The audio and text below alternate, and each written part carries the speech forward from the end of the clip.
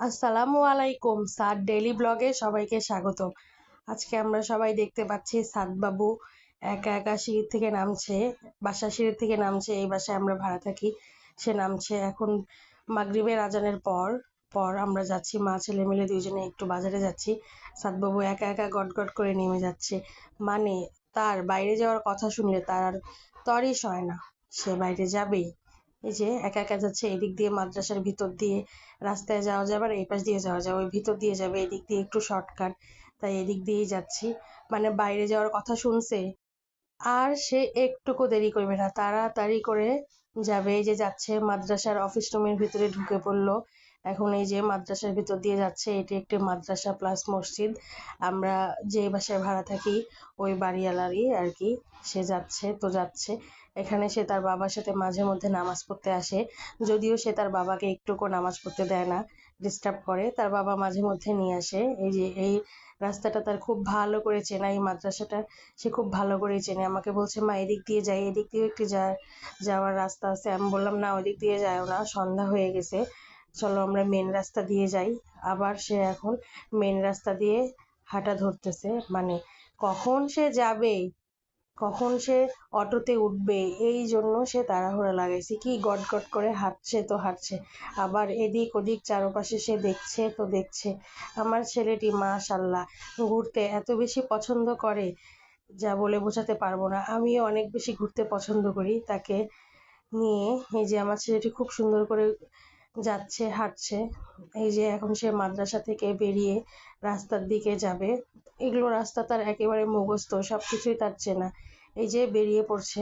এখন আমরা মেন রোডের দিকে, যেখানে অটো থেকে মানুষ নামে এবং অটোতে করে যায়, সেই জায়গায় যাব।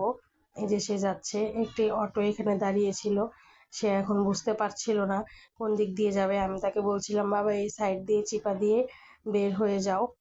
সে এখন যাচ্ছে, একটু দাঁড়ায় দাঁড়ায় দেখছিল লোকগুলো কি করছে।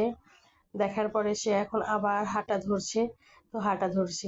মানে আমার ছেলেটি হাঁটতেও খুব পছন্দ করে, দৌড়াচ্ছে। বললাম, বাবা দৌড় দিও না, পড়ে যাবা। ওই যে কিছুদিন আগে ঘূর্ণিঝড় রেমেল হয়েছিল, সেই জন্য বৃষ্টি হয়েছিল, সেই জন্য পানি জমছে। বলতেছি, বাবা দৌড় দিও না, তারপরে সে দৌড়াচ্ছে তো দৌড়াচ্ছে। এখন আমরা অলরেডি মেন রাস্তার কাছে চলে এসেছি। আমার সাদ বাবু সুন্দর করে হেঁটে হেঁটে যাচ্ছে, সব রাস্তাগুলো তার চেনা। আমাকে বলছে, সাদবাবু রাস্তায় দাঁড়িয়ে আছে, অটোর জন্য অপেক্ষা করছে। আসলে একটাও খালি অটো আসতেছিল না, সেজন্য আমি আর সাদবাবু অটোর জন্য দাঁড়িয়ে দাঁড়িয়ে অপেক্ষা করছি। যেই অটোগুলোই ওই পাশ থেকে আসছিল সবগুলোতেই লোক ছিল, সেজন্য আসলে ওই অটোগুলোতে যাওয়া হচ্ছিল না। সেজন্য আমরা মা ছেলে দুইজনে মিলে অপেক্ষা করছি কখন একটি ফাঁকা অটো আসবে, তারপরে আমরা সেটিতে করে বাজারে যাব। সাদবাবু দাঁড়িয়ে দাঁড়িয়ে দেখছে কখন সে বাজারে যাবে। এই যে এই ছেলেটি সাদবাবুর দিকে তাকিয়েছিল, সাইকেল নিয়ে যাচ্ছিল, বলছিল, তুমি কি করছো? এই তো অপেক্ষা। সাদবাবু লাইব্রেরিয়ান স্টেশনারিতে এসে অপেক্ষা করছে কখন তাকে সিলেট, চক, ডাস্টার দিবে, সেজন্য অপেক্ষা করছে। এগুলো সব অর্ডার দেওয়া হয়েছে, সে নাকি লিখবে। আচ্ছা ঠিক আছে, কিনে দিলাম। সাদবাবু লাইব্রেরিয়ান স্টেশনারিতে এসেছে, সে সিলেট কিনবে, লিখবে। ফাইনালি সাদবাবু সিলেট কিনেছে এবং সবাইকে দেখাচ্ছিল। আসসালামু আলাইকুম, সবাই কেমন আছে? আমিও আল্লাহর অশেষ রহমতে ভালোই আছি। আমি এখন আর আসলাকালা ভু বলি না, আসসালামু আলাইকুম বলতে পারি। সাদবাবু, তোমাকে সিলেট কে কিনে দিয়েছে? তাই নাকি? তুমি লিখবা?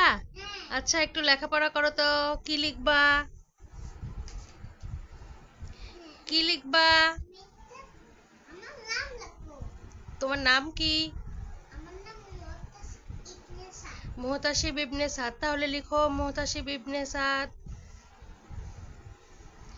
এই যে তোমার বন্ধুদেরকে বলো সবাই বেশি বেশি আমার ভিডিও দেখবেন এবং চ্যানেলটিকে সাবস্ক্রাইব করবে। Please please please. আল্লাহ হাফেজ।